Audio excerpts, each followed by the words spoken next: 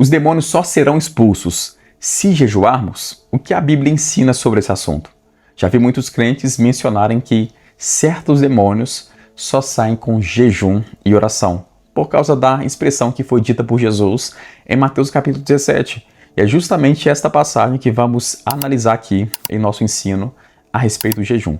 Mateus capítulo 17, a partir do verso 14, Mateus 17, verso 14, está escrito: E quando chegaram para junto da multidão, aproximou-se dele um homem, que se ajoelhou e disse: Senhor, compadece do meu filho, porque é lunático e sofre muito, pois muitas vezes cai no fogo e muitas outras na água.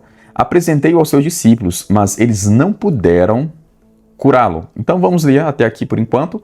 Já já nós vamos continuar na leitura do texto. Percebemos aqui que esse rapaz chegou até Jesus, dizendo que havia apresentado aos discípulos o seu filho que estava endemoniado. E o texto diz que ele apresentou aos discípulos, mas eles não puderam curá-lo.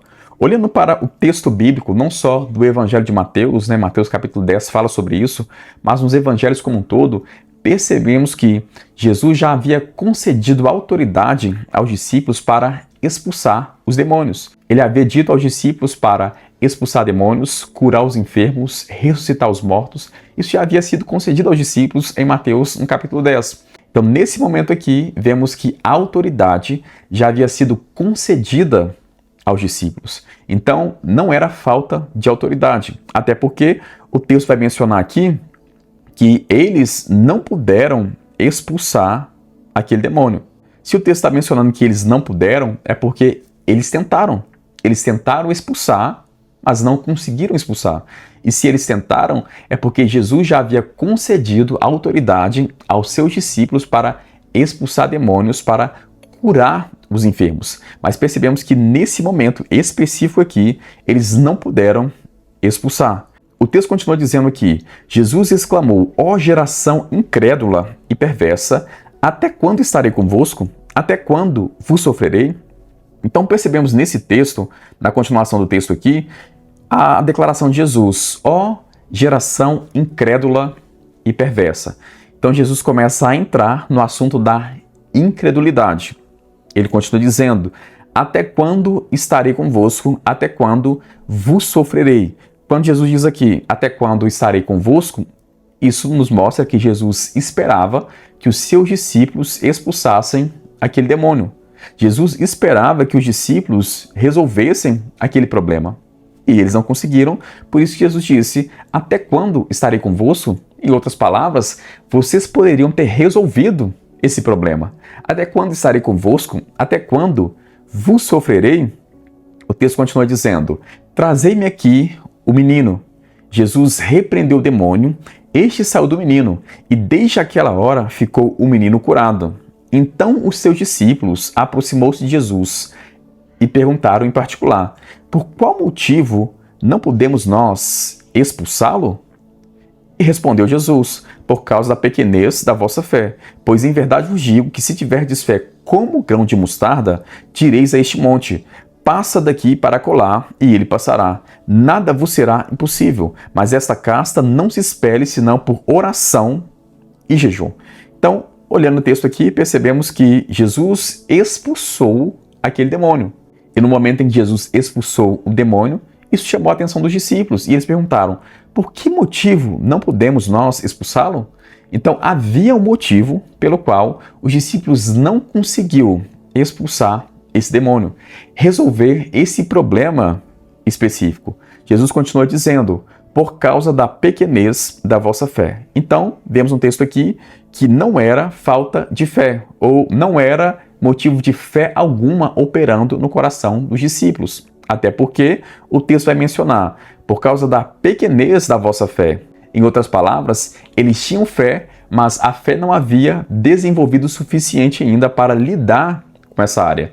Percebemos nos ensinos de Jesus que Jesus elogiou pessoas por causa de uma grande fé e também repreendeu pessoas por causa de uma pequena fé. Então percebemos no texto bíblico que a fé pode crescer, como também pode diminuir. A fé pode oscilar. Isso é claro em todo ensino bíblico. Jesus continua dizendo: por causa da pequenez da vossa fé. Devemos entender que o jejum não nos dá fé. Romanos 10, verso 17, o texto diz que a fé vem por ouvir e ouvir a palavra de Deus. Então, toda a fé que precisamos está contida na palavra de Deus. Mas em Marcos capítulo 11, a partir do verso 23, Jesus ensinou que se dissermos ao monte, erga-te, lança-te no mar, e não duvidar em nosso coração, mas crer que se fará o que dizemos, assim será conosco. Porque tudo que dissermos em oração, se cremos que recebemos, assim será conosco.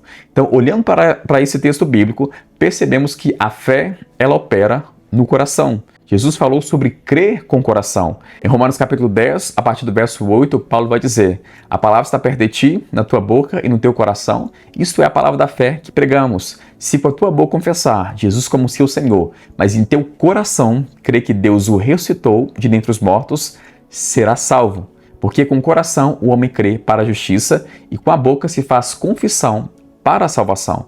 Então percebemos que é com o coração que o homem crê. A fé do tipo de Deus, a fé sobrenatural, opera em nosso coração. Deve se manifestar a partir do nosso coração. Então, o jejum não nos dá a fé, mas o jejum sensibiliza justamente a nossa parte que crê em Deus, que é o nosso espírito. O jejum é uma ferramenta espiritual, sobrenatural, que visa sensibilizar a nossa parte espiritual, sensibilizar o nosso coração. E é no nosso coração que cremos em Deus. É a partir do nosso espírito que desenvolvemos a nossa fé. Então, o jejum não nos dá fé, mas sensibiliza a nossa parte que crê em Deus. Então, vamos continuar na leitura. Pois em verdade vos digo que se tiverdes fé como um grão de mostarda, direis a este monte, passa daqui para acolá, e ele passará. Nada vos será impossível. Quando ele usa o exemplo aqui, né? Se tiverdes fé como um grão de mostarda, em Marcos capítulo 4, a partir do verso 30, Jesus vai ensinar sobre a parábola da mostarda. E ele ensina nessa parábola que a semente é menor do que todas as outras sementes que há sobre a terra. Mas uma vez que ela é semeada, ela cresce e se torna maior do que todas as hortaliças. Então, o que percebemos nesse texto onde Jesus está ensinando sobre o grão de mostarda associado ao que Jesus disse aqui a respeito do jejum? O grão de mostarda, ele pode sim ser pequeno, mas uma vez que ele é colocado em prática, ele cresce. Da mesma forma é a nossa fé. Ela precisa ser colocada em prática. Precisamos exercer a nossa fé, exercer o nosso espírito. Isso é mencionado por Jesus aqui, quando ele disse: por causa da pequenez da vossa fé, mas eu vos digo que se tiverdes fé como um grão de mostarda, ou seja, coloca o grão de mostarda em prática, direis a esse monte, passa daqui para acolá, e ele passará, nada vos será impossível. Então ele menciona aqui sobre não ser impossível, então ele fala sobre fé, lembrando que os discípulos haviam perguntado, né? Por qual motivo não podemos nós expulsá-lo? Então ele fala aqui sobre nada ser impossível, então está falando sobre fé. Ele disse também por causa da pequenez da vossa fé, e ele já havia dito por causa da incredulidade, né? Ou geração incrédula e perversa. Então ele fala 3 vezes no texto sobre fé. Depois ele diz: mas esta casta não se espelhe senão por meio de oração e jejum. Parece contradição. Parece, mas não é. Não é contradição. Devemos entender que o jejum não nos dá autoridade. Não nos dá autoridade sobre demônios. Em Mateus capítulo 28, a partir do verso 18, Jesus disse que toda a autoridade lhe foi dada nos céus e na terra. Portanto, ide, falando com a igreja, fazei discípulos de todas as nações, batizando em nome do Pai, do Filho e do Espírito Santo. Quando o texto diz ali, portanto, ide, essa expressão ide significa transferência, ou seja, o Senhor transferiu toda a autoridade para a igreja. Em Marcos capítulo 16, a partir do verso 15, vemos a forma como Marcos relatou o que foi visto aqui em Mateus capítulo 28. Em Marcos 16, a partir do verso 15, é dito: ide por todo mundo, pregai o evangelho a toda criatura. Aquele que crê e for batizado será salvo, porém quem não crê será condenado. Jesus continua dizendo: estes sinais hão de acompanhar aquele que crê. Em meu nome expulsarão demônios. Então percebemos no texto que a expulsão de demônios se dá através do nome de Jesus. A autoridade para expulsar demônios é concedida no nome de Jesus. Então nesse texto nos é apresentado que é no nome de Jesus que a autoridade é concedida. Isso é claro no texto bíblico.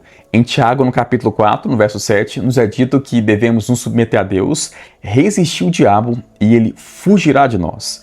Então temos autoridade no nome de Jesus para resistirmos ao diabo.